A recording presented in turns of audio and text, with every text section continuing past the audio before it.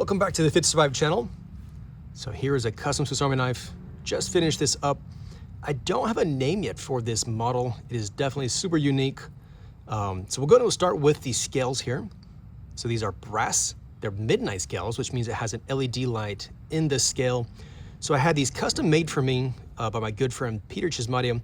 So he milled this and he did just an absolutely excellent job on them. Has an ink pen on this side and the LED light on the opposite side.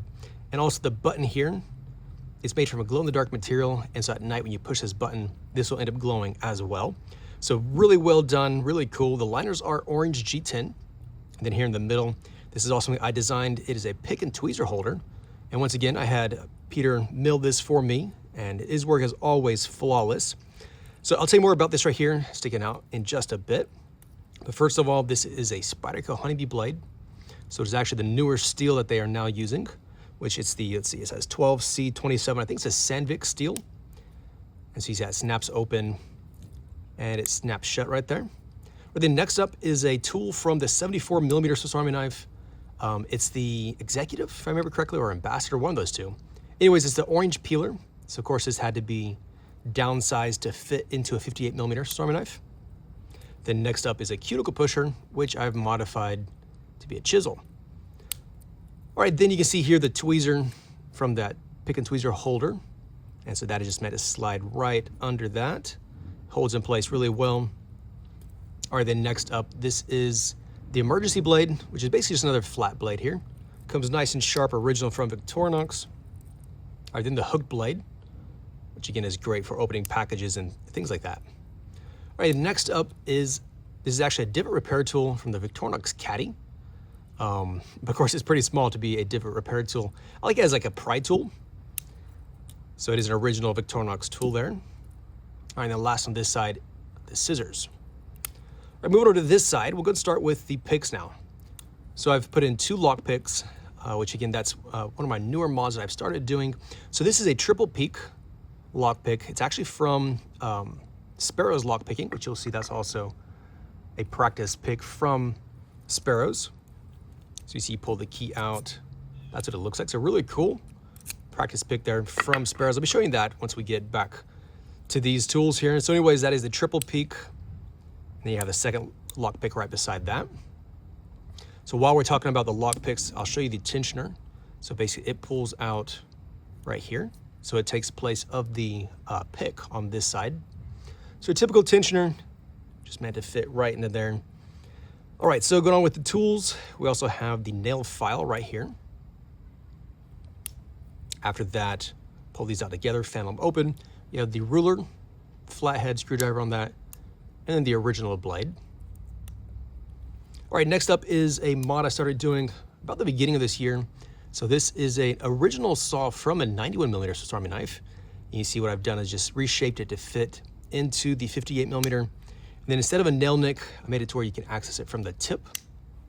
So I think it's a bit more convenient way to access it. All right, then last up is the Phillips combination tool, which also we've modified. Now it has the wire stripper mod right there.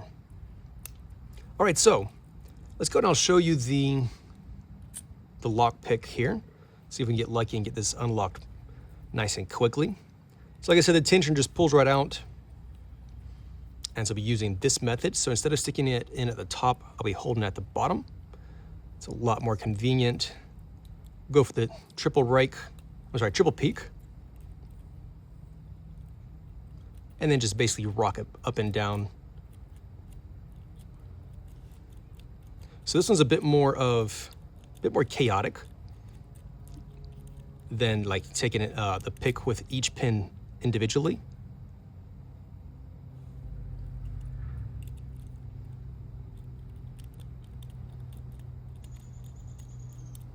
There we go. All right, if you get stuck halfway, it means there's another pin in there, just like that, and you keep going. So it works really well.